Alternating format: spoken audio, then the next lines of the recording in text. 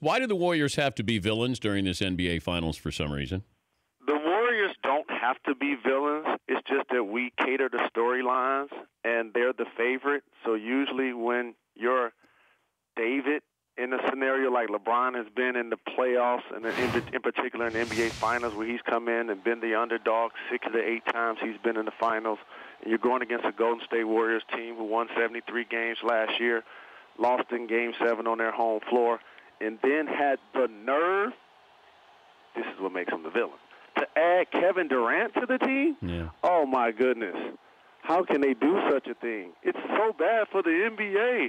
What is happening to the league? We can now project the 2 teams that are going to make it to the NBA Finals. For those that have not been paying attention to the league for the last 71 years, there have always been super teams in the NBA. Now we have possibly a new era version of what we saw in the 80s with Lakers and Celtics. Yeah, did anybody say that was bad for basketball, that it was Bird and Magic going head-to-head? I didn't say it was bad. Oh, my goodness. I was in the backyard at the park. I'm old enough to play on the milk crate and cut a hole in the bottom when it was hanging from a telephone pole. That was the glory days. So, absolutely. When you have 7 All-Stars in one NBA Finals, the last time that happened was in the early 80s when it was Lakers and Philadelphia. But also, there was no criticism when the Bulls kept going back to the finals, Jalen.